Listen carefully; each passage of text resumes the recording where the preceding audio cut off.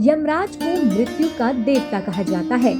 धार्मिक मान्यता है कि मनुष्य के प्राण निकलने के बाद यमदेव भी है जो मृत्यु के बाद उनके कर्मों का दंड देते हैं।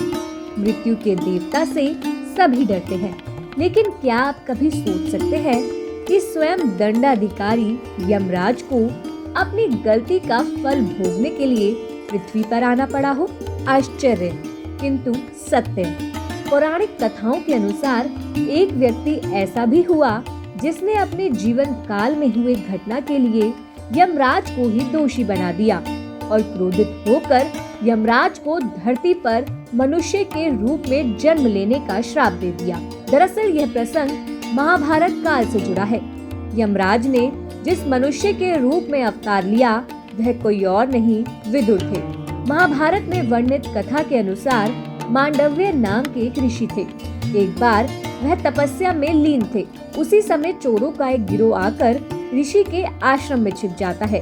मांडव्य ऋषि जब तक घटनाक्रम को समझ पाते तब तक राजा के सिपाहियों ने मांडव्य ऋषि को चोरों को शरण देने के जुर्म में गिरफ्तार कर लिया। राजा ने भूलवश मांडव्य ऋषि को चोरी के आरोप में सजा के तौर पर सूली पर चढ़ाने का आदेश दे दिया। लेकिन सूली पर कुछ दिनों तक चढ़े रहने के बाद भी जब मांडव्य ऋषि के प्राण नहीं निकले तो राजा को अपनी गलती का एहसास हुआ और उन्होंने ऋषि से क्षमा मांगकर उन्हें आदर के साथ अपने महल से विदा किया।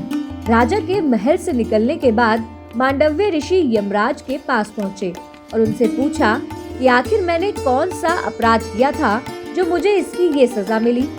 तब यमराज ने उन्हें बताया कि आप जब 12 साल के थे तब आपने एक पतंगे की पूंछ में सीक चुबो दी थी। उसी के कारण आपको इतना कष्ट भोगना पड़ा। यमराज की बातों पर मांडव्य को गुस्सा आ गया और उन्होंने कहा कि 12 साल के बच्चे को धर्म अधर्म का ज्ञान नहीं होता है और तुमने मुझे एक छोटे से अपराध के लिए इतनी बड़ी सजा दे दी। मांडव्य ऋषि ने यमराज को तुरंत श्राप देते हुए कहा कि तुम्हें शूद्र योनि में एक दासी के घर में जन्म लेना पड़ेगा।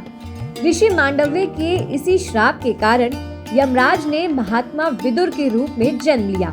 विदुर कोई और नहीं बल्कि श्राप के कारण मनुष्य रूप में जन्मे स्वयं यमराज थे।